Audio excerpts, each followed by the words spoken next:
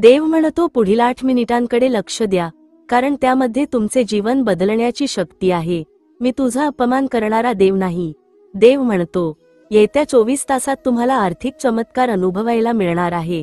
हा चमत्कार सिद्ध करेल की देव तुझ्या सोबत आहे. बाळा, तुझे वाईट करणारा देव नाही.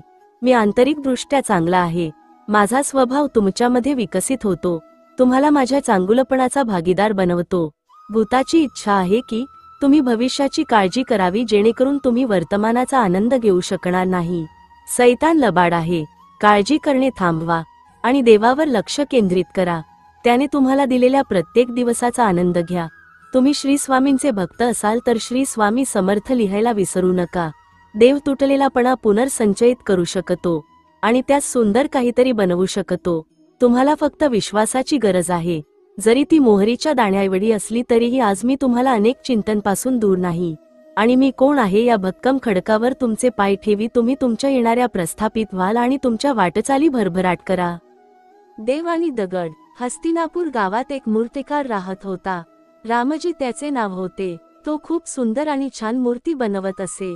तो रोज सकाळी जंगलात जायचा आणि जंगलातून मूर्ती बनवण्यासाठी खूप चांगले चांगले दगड शोधून आणायचा आणि नंतर तो त्या दगडांपासून मूर्ती बनवायचं काम करायचा. त्याने बनवलेल्या मूर्त्या फारच रेखीव असायच्या. त्यामुळे एका दिवशी तो असाच काम करत असताना राजाकडील काही माणसं त्याच्याकडे आली. त्यातील एक जण मूर्तिकाराला म्हणाला, काय रे, कसं चाललेलं आहे तुझं काम? त्यावरती तो म्हणाला की ठीक आहे काम, पण इकडे तुम्ही येणं कसं केलं म्हणून. तेव्हा तो माणूस म्हणाला की गावामध्ये राजा एक मंदिर बांधत आहे आणि त्या मंदिरासाठी शंकराची एक चांगली मूर्ती बनवायची आहे. तेव्हा तू ती मूर्ती बनव. हे ऐकून तो मूर्तिकार खूप आनंदित होतो. आपल्या गावाच्या मंदिरासाठी तो खूप सुंदर मूर्ती तयार करायचे असे ठरवतो.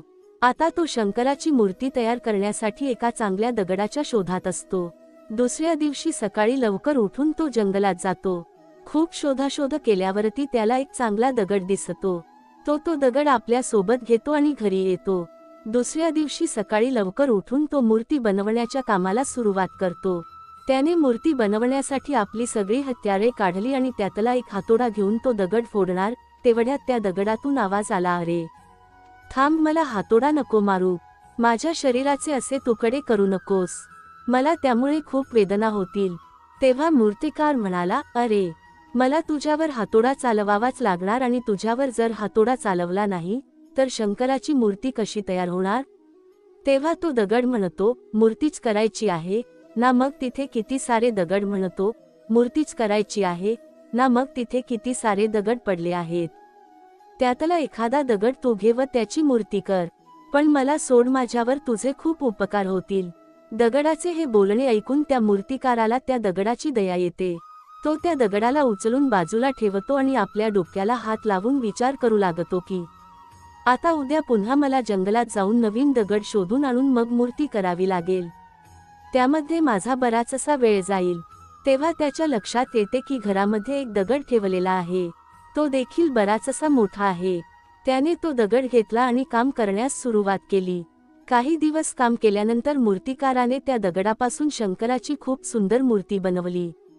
ती मूर्ती पाहून मूर्तिकार स्वतः खूप खुश झाला. काही दिवसानंतर ती मूर्ती मंदिरात नेण्यासाठी राजाच्या दरबारातील लोक आले. त्यांनी मूर्तिकाराला विचारले की मंदिरातील मूर्ती तयार झाली आहे का? तेव्हा त्याने अतिशय उत्साहाने त्यांना सांगितले की हो, मंदिराची खूप सुंदर मूर्ती तयार झालेली आहे. त्याचा आनंद बघून ती माणसं त्याला म्हणाली की बघू कशी मूर्ती बनवली आहेस. त्या मूर्तिकाराने ती मूर्ती दाखवली. ती मूर्ती पाहून ती माणसे देखील खूप आनंदित झाली आहे का? तेव्हा त्याने अतिशय उत्साहाने त्यांना सांगितले की हो, मंदिराची खूप सुंदर मूर्ती तयार झालेली आहे. त्याचा आनंद बघून ती माणसं त्याला म्हणाली की बघू कशी मूर्ती बनवली आहेस. त्या मूर्तिकाराने ती मूर्ती दाखवली. ती मूर्ती पाहून ती माणसे देखील खूप आनंदित झाली.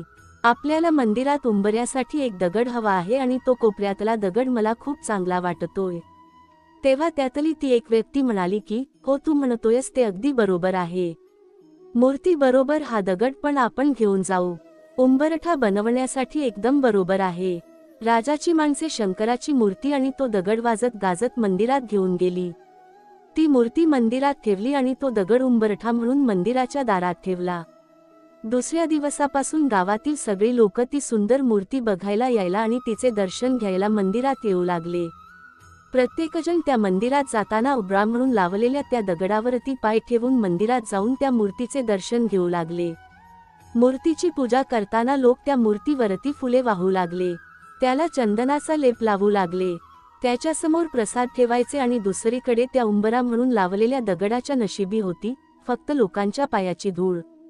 तो दगड म्हणत होता, अरे रे, माझ्यावर नका पाय देऊ, मला दुखतंय ना आणि तुमच्या पायाच्या धुळीमुळे मी घाणेरडा होत चाललोय. पण भक्तांना त्याचा आवाज ऐकायला येत नव्हता. त्यामुळे ते तर त्या उंबरावरती पाय ठेवून मंदिरात जात होते. ज्या दगडापासून मूर्ती झाली होती तो दगड मात्र मनात खुश होता. पण जो दगड उंबरा म्हणून लावला होता तो मात्र दुःखी होता. एक दिवस ती मूर्ती त्या दगडाला म्हणाली, अरे, मी खूप दिवसापासून पाहतोय तू एवढा दुःखी का बरा आहेस. तेव्हा उंबरा म्हणून लावलेला दगड म्हणतो, तू तर बघतोय सगळं जण तुझ्या दर्शनाला येतात तेव्हा माझ्यावर पाय ठेवून मग पुढे जातात. मला वेदना तर होतातच, पण मी किती घाणेरडा झालोय. बघ, तुझं खूप चांगलं आहे. तुला लोक फूल प्रसाद देतात, चंदनाचा लेप लावतात. थोडक्यात काय, तू खातोस प्रसाद आणि मी म्हणतो तू तर बघतोय सगळं जण तुझ्या दर्शनाला येतात तेव्हा माझ्यावर पाय ठेवून मग पुढे जातात. मला वेदना तर होतातच, पण मी किती घाणेरडा झालोय. बघ, तुझं खूप चांगलं आहे. तुला लोक फूल प्रसाद देतात, चंदनाचा लेप लावतात. थोडक्यात काय, तू खातोस प्रसाद आणि मी मूर्ती माझ्यापासून बनवली म्हणून मी झालो देव आणि तू राहिलास दगडासारखा दगडच.